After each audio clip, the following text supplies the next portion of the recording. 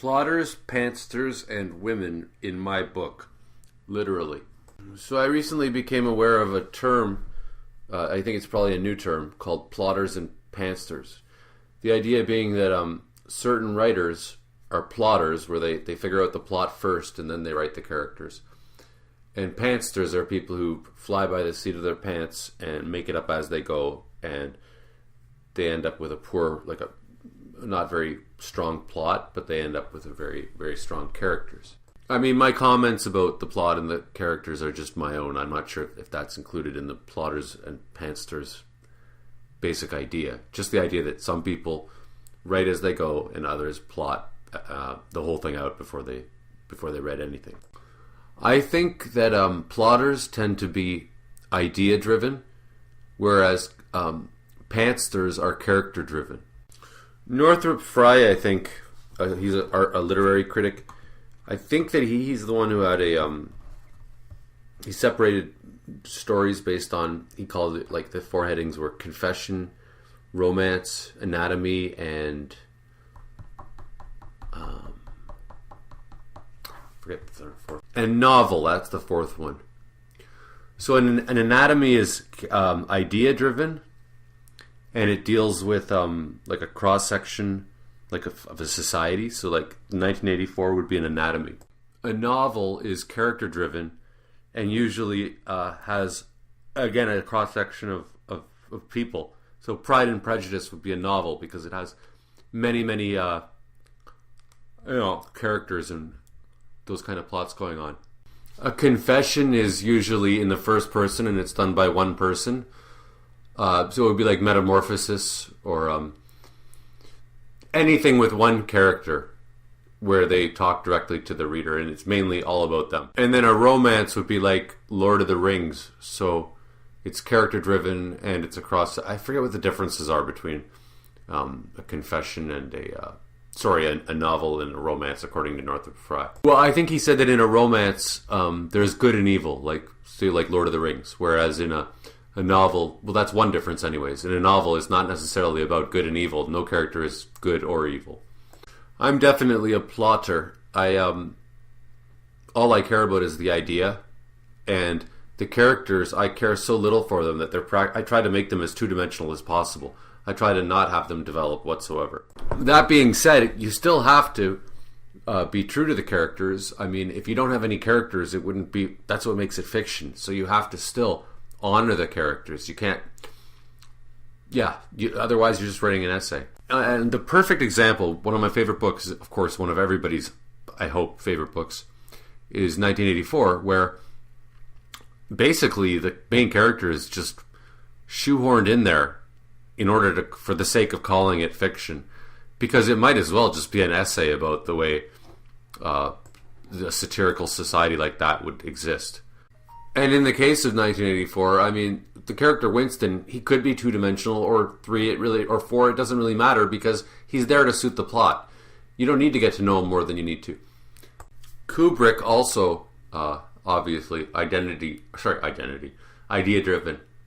And his characters may as well be two-dimensional as far as I'm concerned, which is fine because they're not needed to, like, this isn't a story of a little kid wishing for a present on Christmas.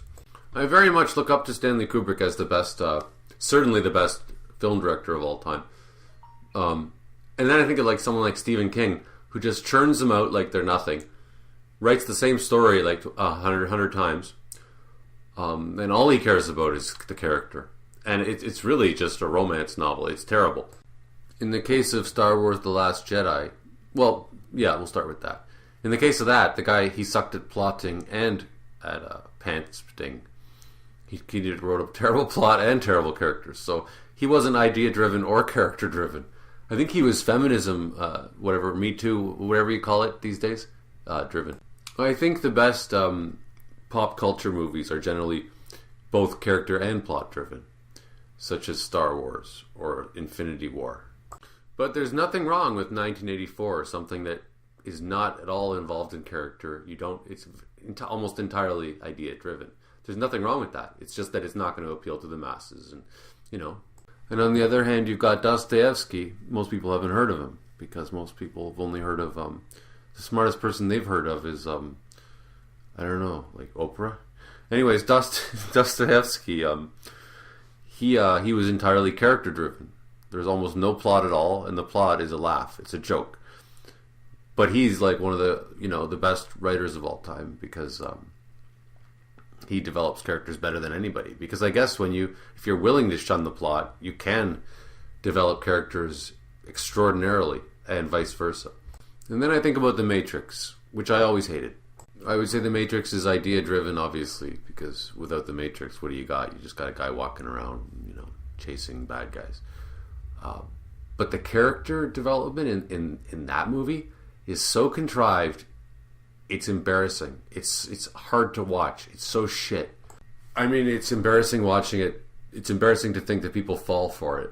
Like the relationship between Neo and more in the way they talk to each other, and he's so robotic and awful, and the way they set him up so bad, blatantly as a hero. Like he refuses the call.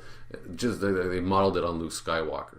I mean, the only one that passes for a character is Agent Smith. Regarding the Game of Thrones thing, someone was noting how Benioff and Weiss, they retrofitted the characters to suit where they wanted the plot to go. And that's usually the case when you plot something out. You have to, the characters have to play catch up. And it's kind of a funny thing because I think Game of Thrones was written, I think he wrote them, he was character driven. He wasn't really plotting things out. The plot went wherever the characters were meant to go. And that's why I think the characters probably, I haven't read the book, they probably feel so real. I mean, they certainly do in the first couple seasons. Yeah, come to think of it, it isn't so much the plot that sucks in the final season of Game of Thrones. Because, well, really any plot could have worked with that show. As long as the characters developed it well enough. So, yeah, I don't think there was anything wrong with the plot. All of those things could have gone really well, in theory. I mean, that was kind of the beauty of the show, was that the plot went wherever the characters led the plot, even when it went in ridiculous directions, right? Like the Red Wedding or Ned getting killed. Now on to women who are neither an idea or a character. They're an agenda that society says you have to put into your fiction.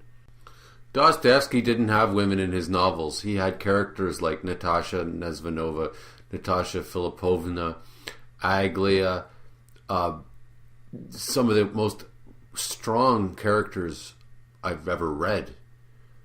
Edgar Allan Poe had a really strong character named Lycia, but it wasn't a female. No, it was a character. 10 years ago I thought, as sort of like an auteur thing as a writer, I should just always have every single character in my stories be female. Because this was before all this bullshit. I was kind of like thinking it would be kind of new if I did that. But now it would be horrible if I did that. My first book was called Men Are All Murderers and Women Are All Whores. So I was like way ahead of my time here. I wish I released it now. I should probably reprint it. And which brings me to my new book, in which the three main characters are God, the devil, and a character that embodies stupidity. Now, when you write a story that features God and the devil, you're automatically going to some symbolic and almost historic ideas, and you have to adhere to them to a degree.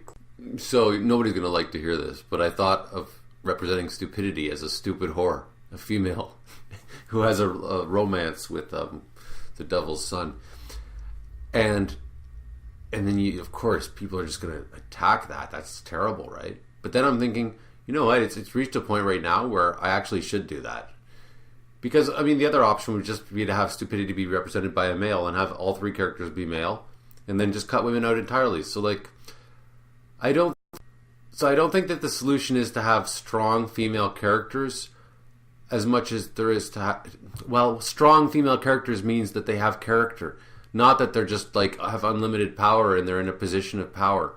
So there's nothing wrong with having a female character that's an idiot if she's awesome. I mean, Homer Simpson is an idiot, yet he's the poster boy for The Simpsons. Marge is not an idiot, and she's boring, and nobody ever wears t-shirts of Marge. So, I mean, if I write a main character that's a female who's stupid and a slut, than a whore. God, this sounds awful, eh? I don't know. Who cares? It's as if anybody's listening anyways. But at the same time, I make her an incredibly memorable character that people enjoy reading. And, then that's much better than having Captain Marvel, who's, overpowered and has no personality whatsoever, and nobody cares about her. And I mean, this whole female agenda thing is really shooting itself in the foot, because I think most great characters are flawed. That's what makes them great characters. You can't have a great character that's perfect, because anyways, so they're making it that the female characters have to be perfect, and therefore they're all going to be forgettable, like Rey from Star Wars. I mean, just think of Breaking Bad. It's the great moments are when we see the faults, we see the weaknesses in Walt and Jesse. We see how screwed up they are and stupid they are. Like, Jesse's a complete idiot, right? And Walt is a goof, like a doofus. He's always, he's awkward and, always getting his ass kicked by everybody. Not to mention, in general, how stifling it is for a writer to know that he's not allowed to do certain things with his characters. Recently, Quentin Tarantino was interviewed by some feminist who said, "Why didn't you put Margot Robbie in your movie more? Why did you give her no speaking lines?" That was obviously deliberate. And Tarantino just rejected the question, which I think was probably the best course of action. But I was thinking about what I might say in response to that. And of course, as I thought about it, I realized it would just open a whole can of worms, and it would give her a lot more time than she deserved. So yeah, the best thing is just like, that's a stupid question. Next question. I was thinking I might say I don't write actors, I write characters.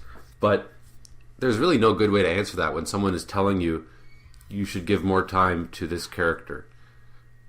In fact, they're not even doing that. They're saying you should give more time to this actor. She's a female, so why didn't you make... Like, what? Should she have been the only character? Why didn't you cast all females in your movie? Can you imagine the scrutiny he would go under if he were to cater to what she's saying? Oh, then why did you make her look dumb in that scene? Why did you make her look weak in that scene?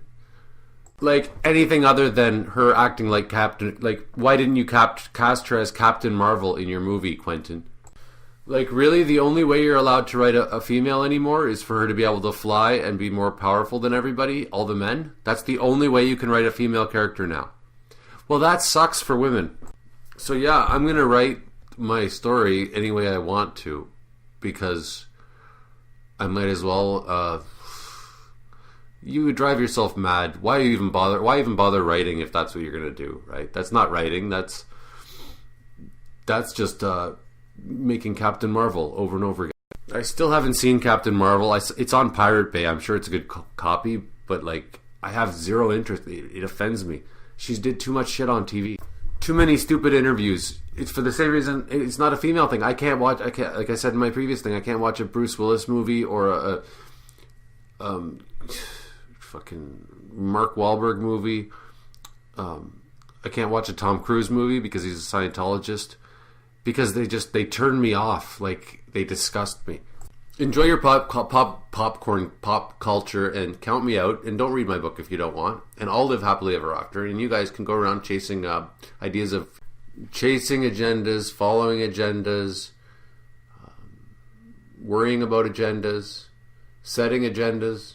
You gotta almost wonder, why did these people even bother with the arts at all if they have so little interest in them? Like, Brie, you obviously care so much about equality and whatnot. Why don't you become a feminist and a racial protester? Go to university. That's how you can make a difference in that department, not by being an actor. And like, I mean, there's horrible things going on in the pornography industry towards women. Why isn't Brie Larson speaking about that? Why is she attacking art? I guess it's the easiest thing to attack, though, isn't it? So you're going to beat me up for my book where I have a main character that's a whore. But it's okay for there to be whores in real life, like in porn and whatnot. You make no comments about that. I mean, there's porn that's being filmed right now of girls that are 19 being coerced into the most terrible things by old men. So that doesn't capture your attention. You're more interested in criticizing, Quentin Tarantino for not giving enough lines to Margot Robbie. And the response would be, well, I'm not a porn star, Brie Larson would say. Although she'd say, I'm not a porn star. But I'm commenting on my areas of my profession that, because that's where I'm qualified to. No, you're not qualified to comment on your profession. You're comment to do your profession. It's still not your job to comment on what's right and what's wrong within what ethics is, right? You're not a moral authority, right? And sorry, honey, but you're an actor, okay? You're not a writer. You don't know anything about writing. If she had her way, would she edit the works by the greatest writers who ever lived? Would she edit Hamlet so that Hamlet's a female? Would she actually change the book and burn all the ones that have Hamlet as a male? Rewrite Shakespeare? And why stop there? Why not make William Shakespeare a female? Why not make Albert Einstein a female? Just make all the geniuses females. Rewrite history. And why stop there? Why don't we just kill all the males? Or harvest their sperm and cut their dicks off so that they are then inferior to women because they don't even have sex organs anymore. I mean, this is stupid, but when you go to extremes, I would love to hear how Brie Larson would answer these things. She'd go, oh, of course not. Well, why? Why? Men are awful, right? And she'd go, well, I never said that. It's just such bull. Forget it. So I'll write my book the way I want, and I'm going to make it even worse to women as an agenda. I'll make it even worse. If you support gays, click like. If you respect blacks, comment. If you think women are people too, click the notification bell. And if you care about sick children, subscribe.